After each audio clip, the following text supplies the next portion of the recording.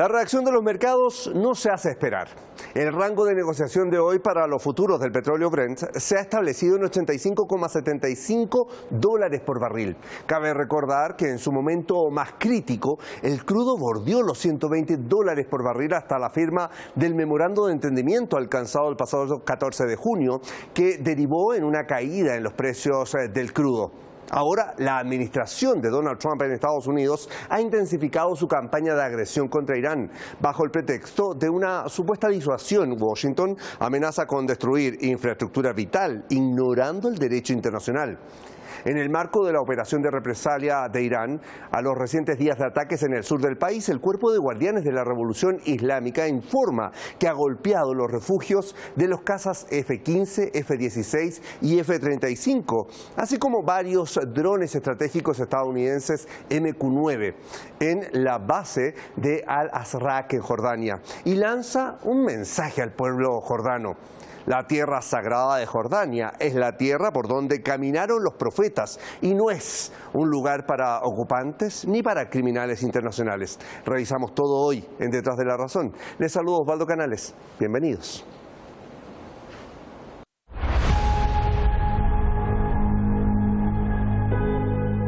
El general de división Yahya Rahin Safavi, asesor principal del comandante en jefe de las Fuerzas Armadas, declaró que el líder mártir de la Revolución Islámica, el ayatolá Seyed Ali Jamenei, le ordenó en 2011 preparar un plan integral para el cierre del estrecho de Hormuz.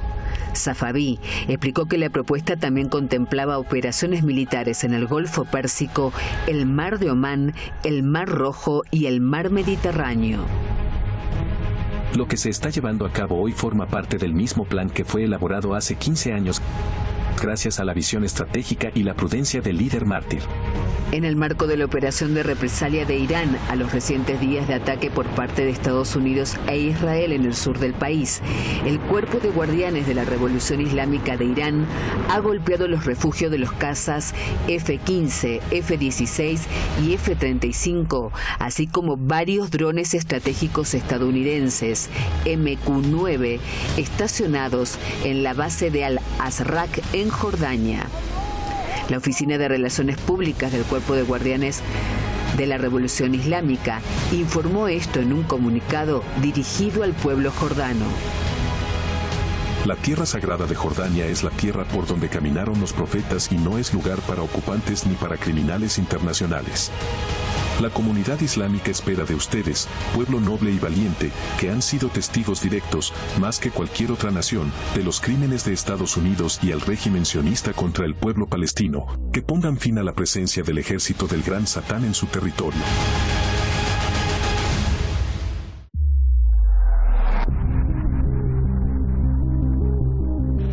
Los iraníes muestran su apoyo a las acciones de las autoridades frente al desafío que representa la reimposición por parte de Estados Unidos del bloqueo naval de los puertos iraníes en medio de la escalada de tensiones y el cierre del estrecho de Hormuz. Los iraníes somos, sin duda, un pueblo que busca la paz, la bondad y la buena voluntad, pero Estados Unidos busca nuestra destrucción y hará todo lo posible para lograrla. Un bloqueo naval es una de las medidas que puede tomar, y puede usarla como herramienta para presionarnos, para forzar negociaciones y para nuestra destrucción total. Ya lo intentaron antes, y el presidente dijo que no podíamos vender petróleo. Pero ahora las autoridades están tratando de encontrar soluciones diferentes a través de esos mismos corredores y rutas ferroviarias, y de fomentar una colaboración constructiva con países que no son occidentales, para que esto también se pueda superar. La reacción de los mercados no se hace esperar. El rango de negociación de hoy para los futuros de petróleo Brent se ha establecido este 15 de julio en $85,75 por barril. Cabe recordar que el anuncio del alto al fuego entre Irán y Estados Unidos provocó el día 8 de abril un desplome del precio que en su momento más crítico bordeó los $120 por barril, hasta la firma del memorándum de entendimiento alcanzado el pasado 14 de junio, que derivó en una caída en los precios del barril de crudo. Bien, veíamos ahí en el informe cómo se ha ido movilizando el valor del precio del crudo, sobre todo en estos últimos días con estos nuevos ataques y el aumento de la tensión en Asia Occidental. Quiero partir leyendo también parte de una publicación que acaba de ser dada a conocer en las redes sociales o en los medios de comunicación. El periódico británico The Independent publicó una severa crítica en este caso, en la que afirma que Donald Trump se comporta como un patético rey pirata en el estrecho de Hormuz. El diario señala con ironía que el mandatario estadounidense solo le hace falta un loro en el hombro, una pierna de palo, dice, y un parche en el ojo para ser el indiscutible rey pirata del Golfo Pérsico. Finalmente, la publicación asegura que el capitán Trump actúa bajo la premisa de que la fuerza hace el derecho, creyendo que puede sembrar el caos en alta mar con total impunidad. Estas críticas vienen incluso de aquellos que, o los países que se han mostrado hoy día medios dudosos en cuanto finalmente cuál camino seguir. Estamos hablando de este medio británico, pero recordemos también lo que ha hecho en las horas previas Gran Bretaña, Francia y también Alemania. Está este grupo E3 que sigue generando presión al mismo tiempo en la región como tal. Quiero que revisemos de inmediato quién nos acompaña para profundizar sobre estos temas en el análisis de hoy.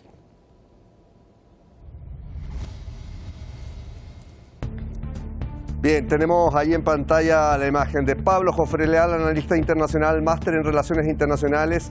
Desde Santiago de Chile nos acompaña en este programa.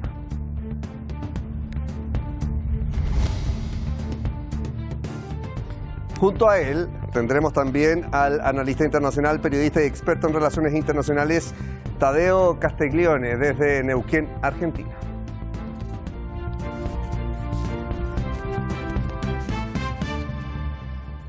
Bien, ahí los tenemos en pantalla, los saludo directamente. Pablo Jofre Leal, gusto de tenerte nuevamente en el programa, ¿cómo estás?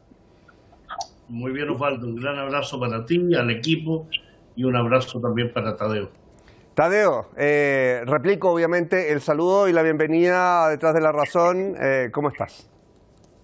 Como siempre, un enorme placer, estimado Osvaldo, también un fuerte abrazo para Pablo, y bueno, una alegría como siempre compartir análisis. Bien, y los llevo de inmediato, revisábamos parte del informe de esta jornada, en la que obviamente hay varios factores. Quiero partir con Pablo Jofre Leal. Pablo, el general de división, Yahya Rahim, señaló al mismo tiempo, estoy hablando de Yahya Rahim Safavi, asesor principal del comandante en jefe de las Fuerzas Armadas, declaró que fue el líder mártir de Irán, estoy hablando del ayatolá Sayyid Ali Khamenei, quien ordenó el año 2011, o sea, estamos hablando de una preparación bastante importante, un plan integral para el cierre del estrecho de Hormuz.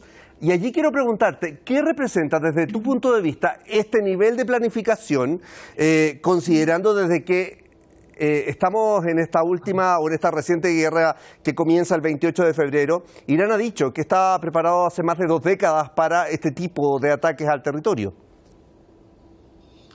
Bueno, Osvaldo, frente a tu pregunta, efectivamente las declaraciones del general de división, señor Safavi, representa, diría yo, una confirmación oficial de lo que conocemos ahora y de lo que ha significado estudio de la doctrina de defensa asimétrica, ¿no?, a largo plazo de la República Islámica Irán. Y eso tiene implicancias profundas, estratégicas, en el contexto de lo que hoy está sucediendo, ¿no? Primero, se institucionaliza la estrategia de guerra asimétrica.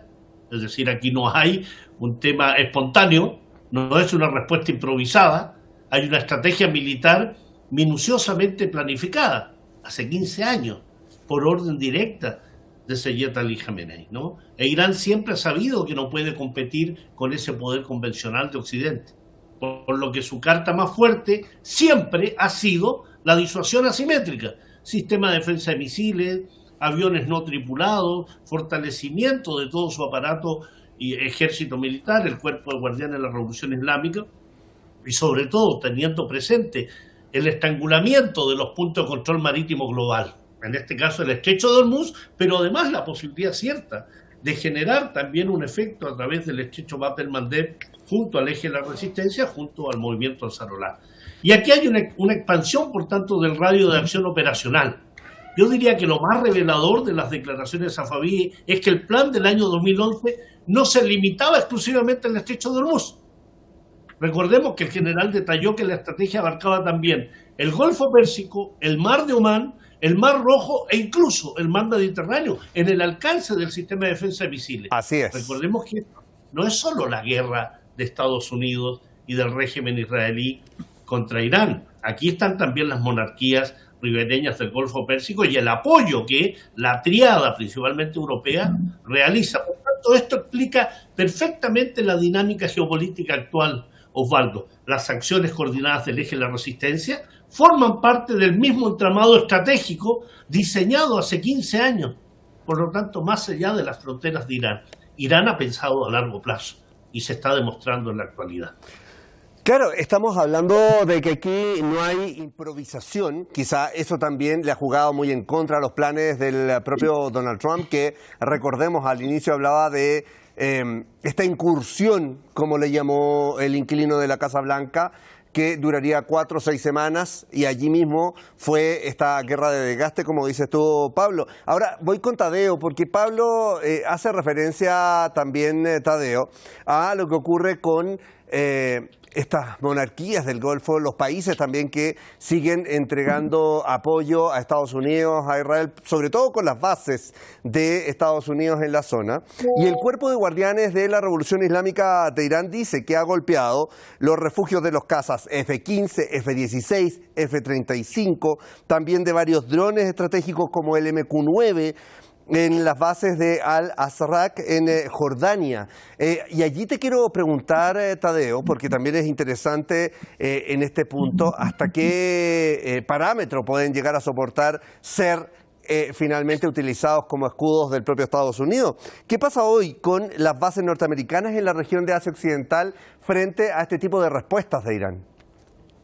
Es sumamente muy interesante la pregunta, estimado Osvaldo, porque tiene que ver mucho con la realidad de los hechos que hemos estado viendo y el evolucionar de los acontecimientos en las últimas semanas, incluso con el memorándum en marcha, de alguna u otra manera, el comportamiento de todas las monarquías y de todos los gobiernos cómplices de los criminales de Estados Unidos y de la entidad sionista en Asia Occidental. Recordemos que quienes han prestado su infraestructura y quienes han dado incluso el visto bueno y la bendición de alguna u otra manera para la agresión continua en contra de la República Islámica de Irán han sido las monarquías del Golfo Pérsico, Emiratos Árabes a la cabeza, Bahrein, Kuwait y principalmente Jordania. Y Jordania tiene una condena múltiple porque no únicamente ha sido la responsable de la utilización de tener las bases militares de Estados Unidos para agredir a Irán,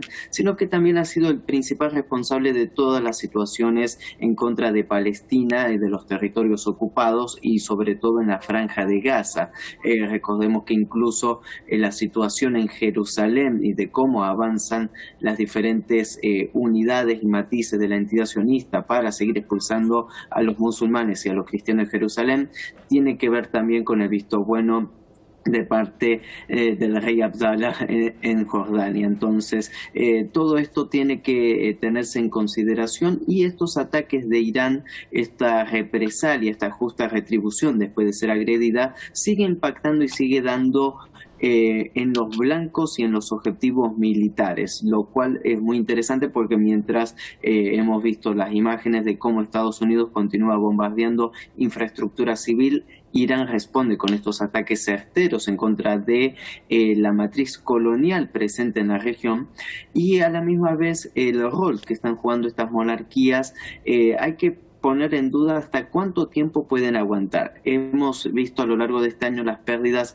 multimillonarias económicas, lo cual ha generado un daño muy fuerte a las economías de los países del Golfo Pérsico, y aún así siguen insistiendo en ser utilizado como ariete, como caballito de batalla en contra de Irán, sabiendo que de este ciclo, de este círculo vicioso de confrontación, ninguno va a salir bien parado. Ya hay reacciones populares, incluso lo veíamos durante la Guerra de los 40 días y también aquí, de que cada vez que los misiles iraníes y los drones iraníes surcan cielo de estos países, el pueblo sale a festejar y a apoyar esta respuesta, porque también comprenden que sus gobiernos, estas monarquías impuestas en estos países, no responden a los intereses nacionales. Incluso los intereses nacionales son dañados por esta continua campaña de agresión en contra de sus hermanos persas. Entonces, hay muchas cuestiones muy interesantes para observar, pero hay una gran realidad, que es que Irán no se queda con los brazos cruzados, sigue respondiendo y a la misma vez sigue advirtiendo que la conducta perjudicial de estos gobiernos lógicamente va a conducir a nuevas derrotas y a un incremento de la crisis, en los cuales no hay absolutamente ningún ganador, al menos dentro de estos gobiernos títeres y pro-occidentales en la región. Ahora, me quedo un poco también con lo que señalas tú, Tadeo, sobre la responsabilidad que recae, en este caso, sobre Jordania frente a los hechos más recientes en el último tiempo en la región de Asia Occidental. Voy con Pablo. Pablo, el Cuerpo de Guardianes de la Revolución Islámica de Irán envía, eso sí, un mensaje al pueblo jordano, más allá que las decisiones que toman sus autoridades. Dice: la tierra sagrada de Jordania es la tierra por donde caminaron los profetas y no es lugar de ocupantes ni criminales internacionales. Ese es el mensaje que en este caso le manda el Cuerpo de Guardianes. ¿De qué da cuenta esto? Y allí te pregunto, ¿cuál es el nivel o el grado de desconexión que existe entre las autoridades jordanas hoy día y la población propiamente tal, que, como señala Tadeo, tiende a celebrar finalmente los avances de Irán en lugar de seguir lo que podría uno señalar como unidad nacional y el apoyo a sus propias autoridades?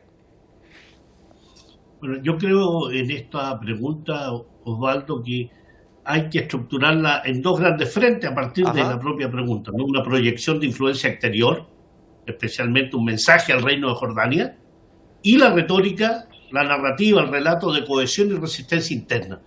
En este caso, el mensaje del Cuerpo de Guardianes de la Revolución Islámica al pueblo jordano, de describirlo como la tierra sagrada por donde caminaron los profetas y no un lugar para ocupantes ni criminales, ocurre en un contexto de operaciones militares donde Jordania ha participado, alberga tropas, alberga activos estadounidenses en suelo jordano.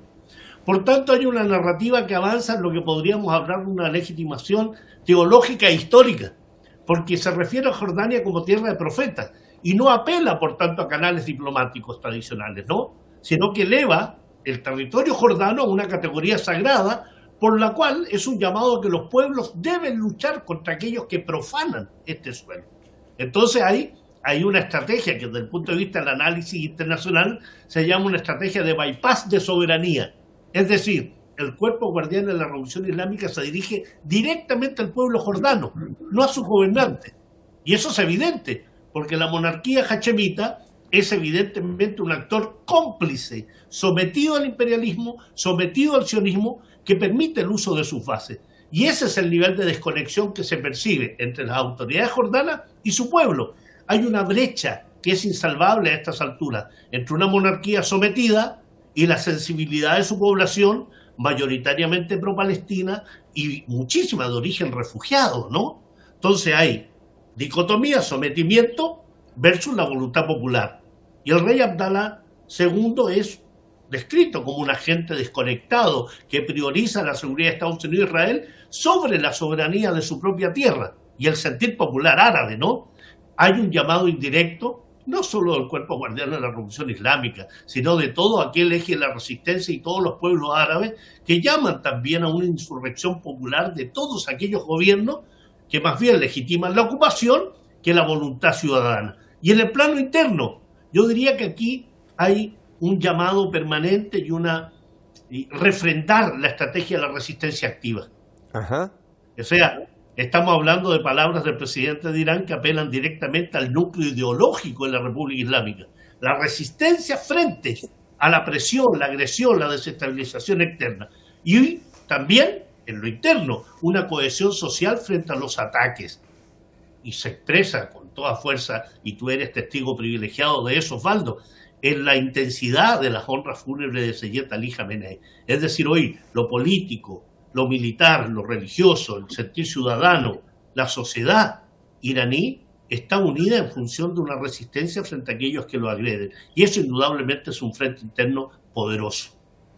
Ahora, tú hablas bien respecto del tema de la unidad y ha sido sin duda uno de los diálogos más directos que ha tenido el propio presidente Masoud Pezeshkian con la población iraní desde el inicio de esta agresión. Recordemos que la unidad no quiere decir que haya un único pensamiento dentro de Irán, y eso es lo, tal vez por decirlo de alguna forma, mágico de toda esta situación, porque claramente hay posturas distintas dentro de la población, pero cuando hay un escenario de ataque hacia el territorio, es la unidad la que ha fortalecido, y muchos hablan de una verdadera arma para enfrentar este tipo de ataques. Y voy a ir con eso porque el propio presidente Masoud Pezeshkian lo dijo en redes sociales y sobre todo en X. Dijo: el pueblo de Irán superará con dignidad y perseverancia los difíciles días provocados por la agresión enemiga. Quiero invitarlos a que revisemos redes sociales, en este caso X, de estas declaraciones y otras también que se han dado en las recientes horas para que continuemos el análisis. El presidente de Irán, Masoud Pezeshkian, ha enviado un mensaje de unidad nacional al señalar que el sur de Irán ha sido históricamente un símbolo de resistencia contra el colonialismo y de defensa de la independencia.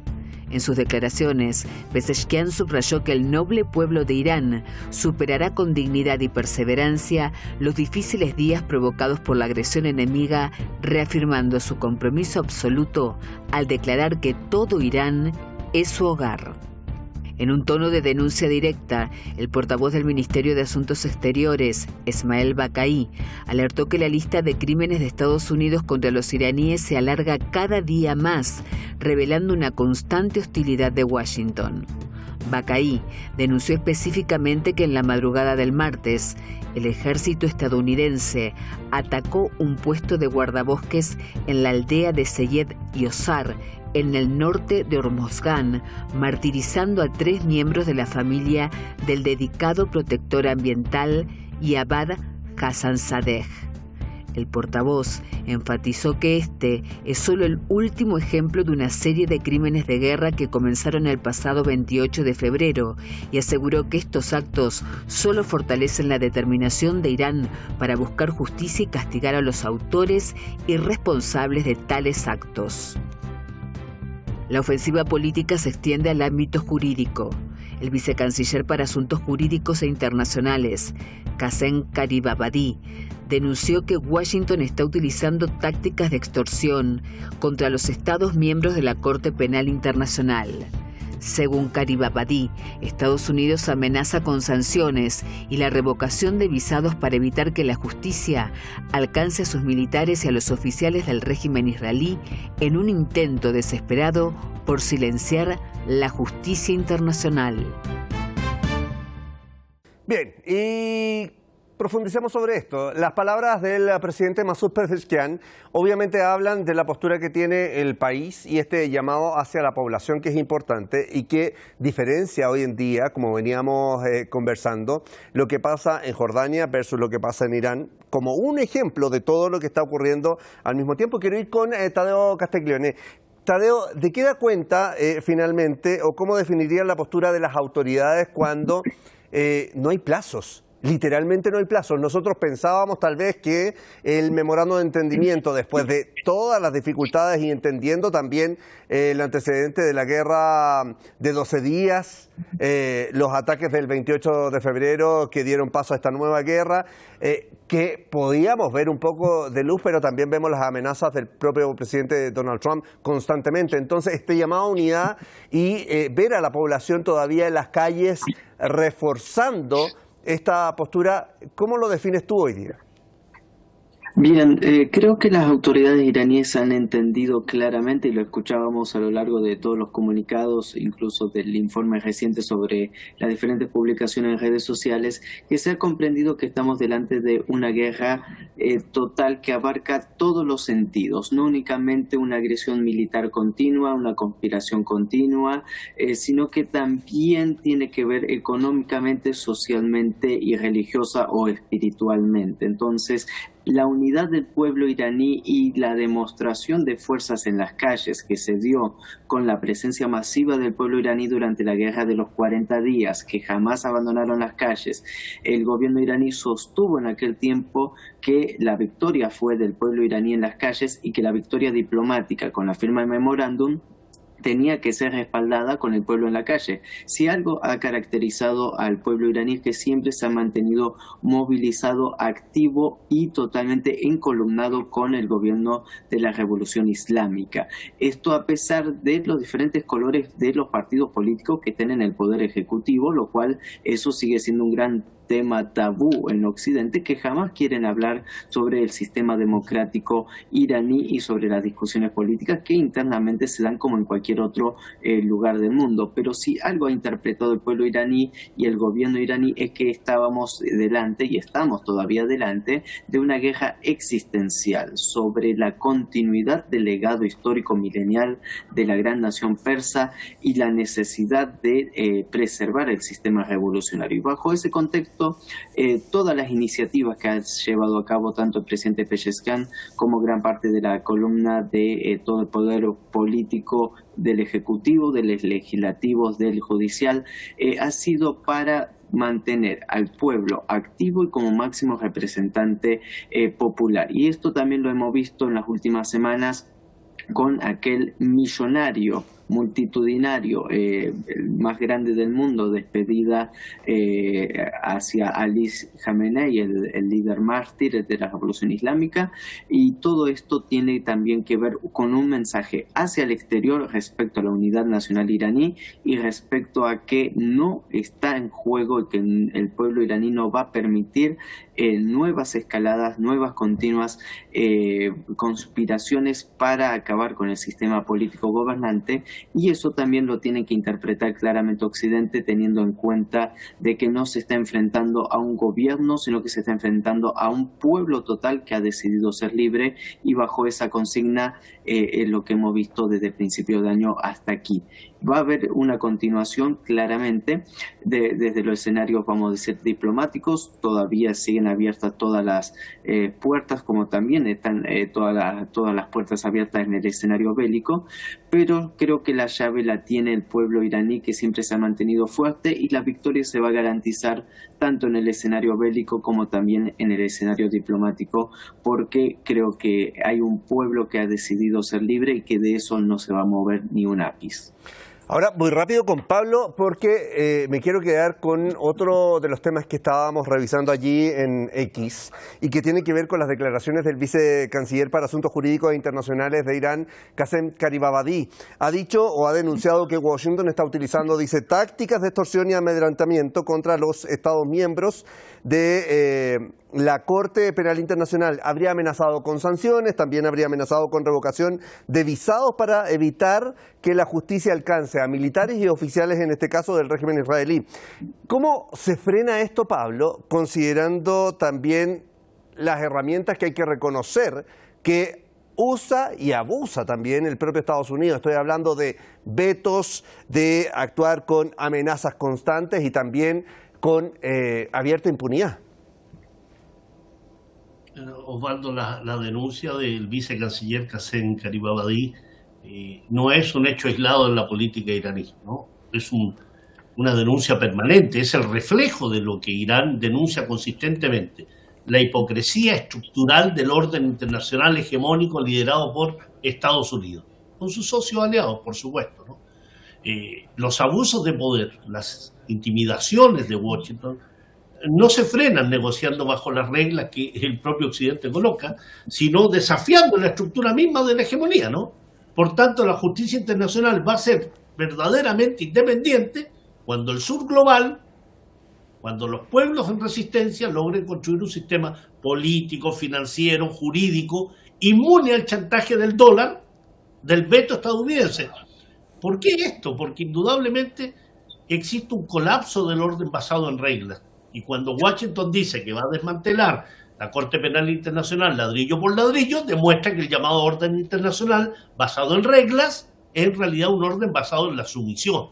Hay un doble rasero occidental. Bien lo decías tú, ¿no?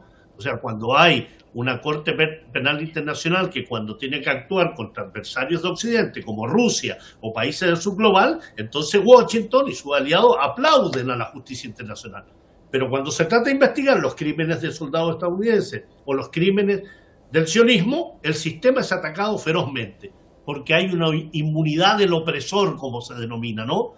Las herramientas internacionales de coerción están destinadas a perpetuar la impunidad de lo que se define como el régimen sionista y del imperialismo norteamericano. Y por eso se ataca a nuestros pueblos. ¿Y cómo se frena aquello? Con diversos caminos, yo muy someramente. Uno es salir del eje de las potencias hegemónicas y arrogantes, implementar medidas como consolidar el multilateralismo del sur global, desdolarizar, soberanía económica, avanzar con bloques alternativos, los BRICS, la Organización de Cooperación de Shanghái, crear mecanismos financieros, pagar con monedas propias, avanzar hacia una soberanía judicial, por ejemplo. La Corte Penal Internacional ha demostrado que cede permanentemente frente a los poderes hegemónicos. Desafiar a ese poder unilateral mediante la diplomacia de la resistencia, fomentar una red de países que rechacen activamente las sanciones unilaterales. Y finalmente, y en un llamado a ese Occidente, exigir la firmeza de los Estados miembros del Estatuto de Roma. Son 124 estados que son firmantes del Estatuto de Roma. O sea, quieren demostrar una voluntad política real. Entonces, que se aplique el Estatuto de Roma. Que se castigue, por ejemplo, se detenga al criminal de guerra y lesa humanidad Benjamín Netanyahu. Eso sería una muestra evidente, ¿no? Hay muchas estrategias. Todas ellas van encaminadas a cambiar el actual estado de gobernanza internacional y avanzar hacia soberanía jurídica, política, financiera, económica. Bien, nos queda abordar varios temas, muchachos. A ver, está el alza del petróleo, que sin duda los mercados reaccionan a estos ataques, y también la proyección de las tensiones que siguen existiendo en Asia Occidental. Quiero llevarlos a revisar también las propias palabras del presidente Donald Trump con estas amenazas constantes, pero cómo ha reaccionado también el escenario internacional y, por ejemplo, potencias como China. Revisemos juntos el siguiente informe preparado y continuamos también con Detrás de la Razón y la profundización de estos actos que sin duda calan fuerte en el ciudadano promedio internacional. Veamos el informe.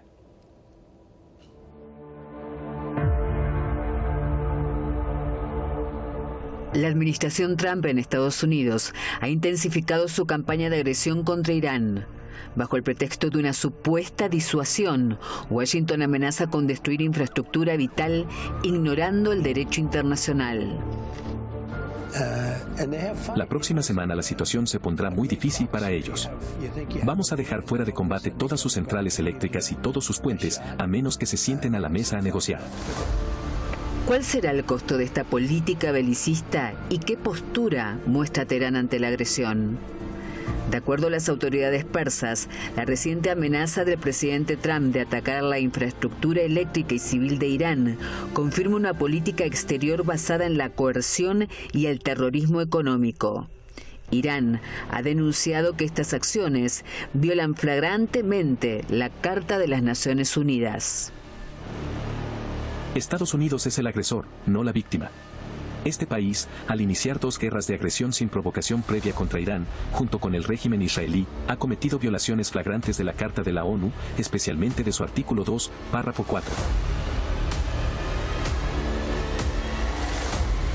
Según expertos consultados por el medio estadounidense CNN, el arsenal de Estados Unidos está al límite. Tras la operación Furia Épica, sus reservas de interceptores Patriot y THAAD han caído el 50%, mientras que la producción actual sería incapaz de cubrir el gasto. El medio señaló que reponer estos misiles tomará hasta 5 años, dejando un vacío estratégico crítico. El ritmo de fabricación actual es insuficiente para compensar el gasto derivado de los ataques de alta intensidad. Reponer las existencias a los niveles previos requerirá de 2 a 5 años, transformando esta crisis de municiones en una vulnerabilidad estratégica inmediata para la capacidad de proyección de poder de Estados Unidos.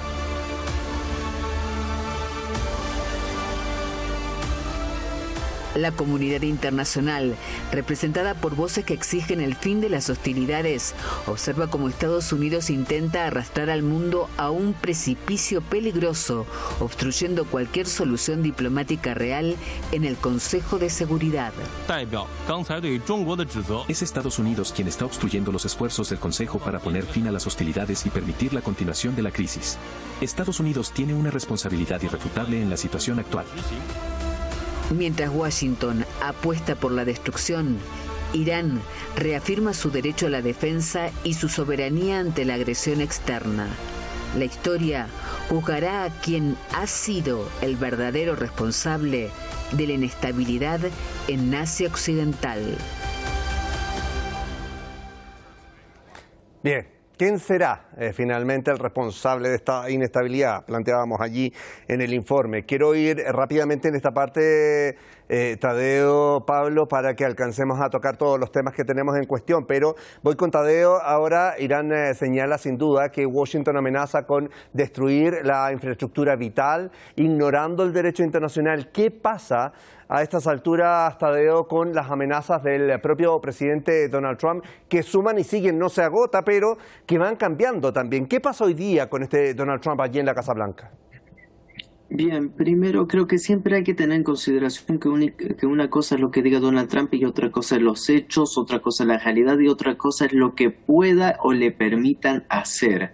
Estados Unidos, como escuchábamos recién en el informe, tiene un gran déficit armamentístico, tanto de los misiles antiaéreos como también de su capacidad bélica. Los últimos días de la guerra formal creo que quedó totalmente en claro de cuántas bajas aéreas tuvo Estados Unidos de drones, de estos derribos de aviones también, el rescate fracasado de sus pilotos, las operaciones militares que intentaron llevar también fracasadas. Entonces creo que eso dejó más que en claro la situación en la cual se había llegado el punto, vamos a decirlo, totalmente crítico de las fuerzas norteamericanas en su desesperación.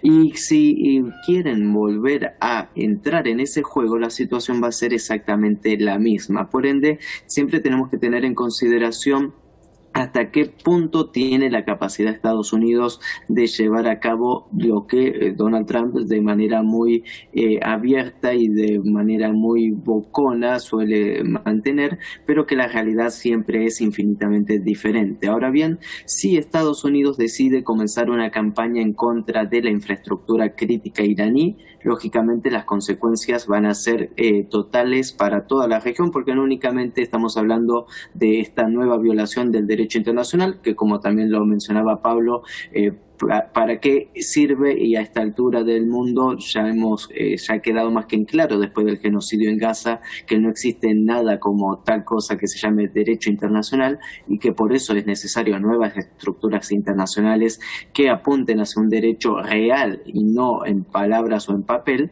y hacia eso también se están avanzando con varias construcciones. Pero lógicamente cualquier agresión en contra de Irán también será una agresión, va a tener una consecuencia y una respuesta iraní en contra de la infraestructura crítica en toda la región. Por ende las consecuencias van a ser exponenciales y escalares. A lo que vamos que ni siquiera la entidad sionista, que ya también ha recibido importantes golpes en su infraestructura crítica, no podría resistir una guerra abierta como la que plantea Donald Trump. Por ende, todas estas ecuaciones creo que siempre son necesarias tenerlas en la mente y sobre la mesa cuando hablamos de cada uno de estos temas. A ver, yo les planteaba también el tema del petróleo, que aquí van jugando los mercados y recordemos que el movimiento bursátil ha beneficiado por sobre todo a la familia Trump, ha sextuplicado las riquezas del inquilino de la Casa Blanca durante este nuevo mandato. Pablo, se sigue empujando, obviamente, recordemos lo que pasó durante los días de ataques donde el valor del barril de petróleo llegó incluso a los $120 por barril e incluso un poco más, si no.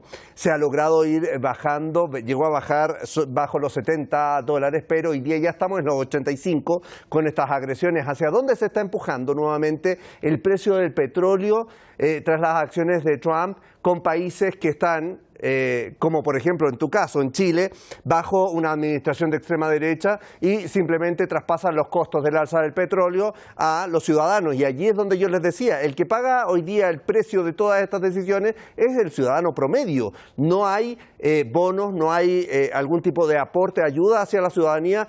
Puntualmente, por ejemplo, en el caso de Chile, que es lo que nos queda más cercano y que tenemos obviamente a la vista de cómo sucedió con las alzas anteriores. Bueno, efectivamente, Osvaldo, tú das en el clavo. Los que pagan este tipo de decisiones políticas como las de Trump, que es, recordemos, es un especulador profesional. Él no da puntada sin hilo.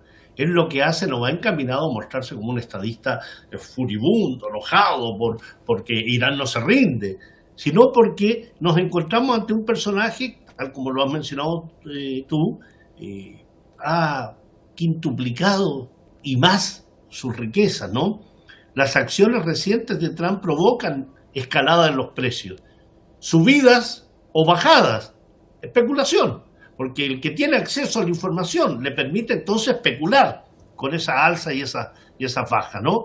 Y fíjate que está en la hipocresía de Trump, que ha atacado con dureza a las grandes petroleras norteamericanas, acusándolas de especulación, exigiéndoles bajar de inmediato el precio de la gasolina en las estaciones de servicio. Claro, para mostrarse como preocupado de la ciudadanía. Sin embargo, los propios analistas y críticos estadounidenses señalan que ahí hay una contradicción evidente. Yo diría hay una hipocresía evidente. Las petroleras registran ganancias récord no por especulación propia, sino por la guerra y el bloqueo que la propia administración Trump ha desatado contra Irán, la cual estrangula el suministro global. Entonces, cuando reinstaura el bloqueo naval a las exportaciones marítimas de Irán y trata de imponer una tasa o peaje del 20% a todos los cargamentos de crudo que transiten por el estrecho de Hormuz, lo que está haciendo es generar una fluctuación permanente del precio del petróleo, ¿no? Entonces, las críticas a la conducta y la estrategia de Trump son evidentes. Hay una falta de base legal internacional, él no puede imponer peajes, está a 15.000 kilómetros de distancia, no tiene soberanía territorial ni marítima en la zona. Hay una contradicción económica y electoral, el impacto en el bolsillo estadounidense. Tú mencionabas Chile, donde el impacto ha sido brutal, porque al alza del petróleo de inmediato se traspasó a la población.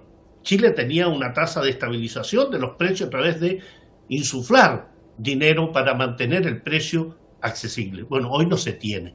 Y eso significa que la población paga. Hay una presión inflacionaria ante las próximas elecciones en Estados Unidos y hay además un riesgo evidente de que este enfrentamiento a Estados Unidos contra Irán, en esta agresión permanente que ya involucra monarquías ribereñas del Golfo Pérsico por albergar bases allí, pueda ampliarse aún más. Entonces, estas decisiones en forma indudable empuja el precio del petróleo al alza, el precio de transitar eleva los seguros, eleva los fletes y al mismo tiempo genera inestabilidad y posibilidades ciertas de que esta escalada, este enfrentamiento aumente a tal nivel que signifique una guerra regional en toda su extensión.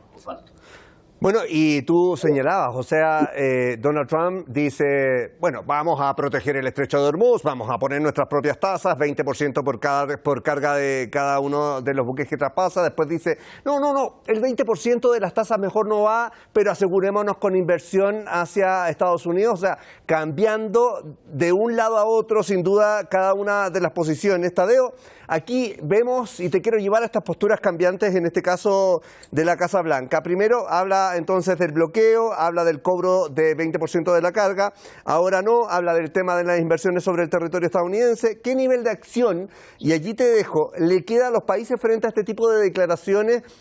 Nivel de confianza, ¿qué pasa con las inversiones? Si un día dice una cosa, al otro dice otra, finalmente los que toman las ganancias son un grupo bastante pequeño que ya sabemos por dónde comienza a repartirse la torta, ¿no? Totalmente, y hemos visto en las últimas semanas un desacople, en los últimos meses mejor dicho, un desacople de muchos de los países, por ejemplo asiáticos, que son los que principalmente se alimentan del petróleo proveniente de todo el Golfo Pérsico, en los cuales aprovecharon este paréntesis que se dio de, entre comillas, estabilidad en las últimas semanas, para abastecerse y mantener su stock de las reservas críticas energéticas de cada uno de los países. Estamos hablando de Indonesia, Malasia, que son importantes potencias, incluso la India. Por lo menos 200 buques pasaron durante estas 3 semanas. Totalmente, y más allá también recordemos que de todos los buques petroleros iraníes que estaban en alta mar, que aprovecharon para, con las licencias momentáneas que se tuvieron para el desembarco del cargamento. Entonces, en medio de todo este escenario, lo que único logra Estados Unidos con todas estas contradicciones continuas y con todas estas acciones, porque hay que tener en cuenta que a nivel internacional ya se empieza a interpretar que el máximo responsable de la volatilidad de los precios de hidrocarburos, como también del desabastecimiento a nivel internacional, es producto de la política de la Casa Blanca, el cual ha encendido al fuego la región prácticamente, poniendo y perjudicando a las economías de diferentes países y potencias emergentes. Entonces, hay una gran desconfianza hacia Washington. Washington ha tratado de capitalizar todo esto para potenciar el rol de Estados Unidos como principal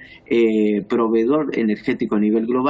Hasta el momento no lo ha logrado, más allá de los países europeos, pero esto sigue siendo muy perjudicial y muchos países ya empiezan a poner en duda las diferentes iniciativas en conjunto con Estados Unidos, que no únicamente les trae problemas a sus economías a través de todas estas políticas en perjuicio del mercado petrolero, sino que tampoco es capaz Estados Unidos de lograr una solución a sus propios aliados, incluso a Japón, que ha tenido que estar comprando petróleo a Rusia cuando oficialmente no tiene relaciones con la Federación Rusa. Bueno, todas estas cuestiones en el tablero internacional dejan mal parado a un gobierno norteamericano que ha perdido toda credibilidad a nivel internacional y que a la misma vez sigue atentando incluso contra aquellas naciones que dice proteger en el Golfo Pérsico. Las monarquías del Golfo, Arabia Saudí, que tiene un déficit fiscal que va a ser muy importante este año, creo que todos están poniendo mucho en duda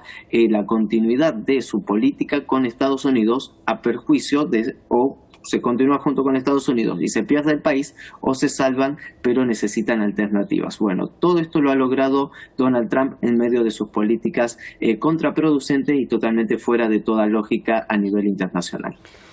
Bien, me quedan solo un par de minutos, así que Pablo, te pregunto rápidamente lo siguiente, pero quiero alcanzar a tocarlo, este informe que según expertos y que lo publicó CNN en este caso, el arsenal de Estados Unidos está al límite. Tras la operación Furia Épica, las reservas de interceptores Patriot citadas han caído al 50%, mientras que la producción actual sería incapaz de cubrir el gasto y se habla de una proyección de aquí a 5 años. ¿Cómo acciona Estados Unidos? Y allí te lo dejo, pregunta y respuesta breve, pero recordemos que necesita presupuesto para llevar a cabo otro tipo de ataques. Bueno, lo que tú señalas encendió la alarma en el Pentágono, indudablemente. El gasto asimétrico, es decir, utilizar interceptores millonarios para detener oleadas de drones y misiles balísticos más baratos, deja los inventarios de interceptores, los mencionados THAAD y Patriot, por el suelo. Crea una ventana de vulnerabilidad estratégica. Y aquí hay un dilema de fondo, ¿no? Aunque el flujo de dinero, de presupuesto, fluye, porque Estados Unidos tiene la maquinita del dólar, fluye hacia la industria de defensa, el verdadero cuello de botella de Estados Unidos, a mi entender, Osvaldo, no es solo financiero, sino industrial. Hoy, la escasez de componentes claves, motores de combustible sólido, personal calificado, hace que por más presupuesto que se apruebe, reponer el 50% consumido solo en la operación Furia Épica requiere un mínimo de 4 o 5 años de producción continua, dicho por los estadounidenses. Por tanto, ¿qué están haciendo? Reestructurar el gasto y contratos de emergencia, estrategia de adquisición de defensa, transición, mira la importancia, transición hacia la defensa simétrica de bajo costo, porque saben muy bien que gastar un sistema de interceptores Patriot de $4 millones para derribar drones de 20.000 es financieramente insostenible.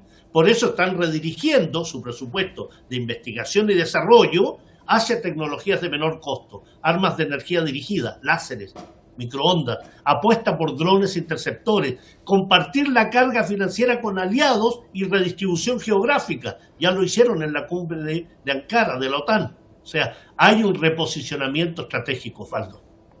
Ahora, bueno, sin duda, de hecho es bastante llamativo respecto de, como tú señalas, o sea, finalmente termina aprendiendo de su contrincante, en este caso, de la estrategia que puso sobre el terreno Irán durante los días de mayores ataques. Tadeo, te lo pregunto también bastante breve para que ya vamos cerrando, pero ¿le conviene continuar en esta dinámica a Donald Trump cuando tiene las elecciones de medio término tocando la puerta o a la vuelta de la esquina, porque noviembre se viene bastante rápido? Hay dos realidades. Primero, que todo mantenimiento de este conflicto es perjudicial para Estados Unidos, tanto interno como externo. Interno debido a las elecciones y debido al costo político y también del costo, vamos a decirlo, social para Estados Unidos de mantener este conflicto. Todos los medios de comunicación hablan de cuántos millones, cientos y miles de millones cuestan mantener cada uno de estos conflictos por día, y eso asemeja en la política interna. Y hacia la externa es que hay una gran realidad. Cada vez que Estados Unidos tarde más en firmar un acuerdo con Irán y la seguridad en Asia Occidental como se le ha exigido, más posiciones va a seguir perdiendo. Y cuanto más dilate el tiempo y más mantenga esta política beligerante, más grandes van a ser las consecuencias para Estados Unidos en la región. Y eso, lógicamente, queda entrampado Donald Trump, valga la redundancia de alguna u otra manera, en esta dinámica en la cual verdaderamente se metió en un laberinto, no sabe cómo salir. Y el problema no es a esta altura sino cómo salir del laberinto, sino cuánto daño menor puede tener en medio de toda esta situación. Creo que las cartas ya están echadas. No estamos viendo un Estados Unidos con la capacidad para volver a la guerra de máxima intensidad como fue la guerra de los 40 días, pero mantiene esta política también para tratar de subordinar y tratar de rescatar algún crédito político que a esta altura parece ser inexistente. Bien, nos vamos a quedar con eso el día de hoy, pero quiero agradecerles a ambos también por estar con nosotros. Tadeo Castiglione, un fuerte abrazo en nombre de todo el equipo de Detrás de la Razón.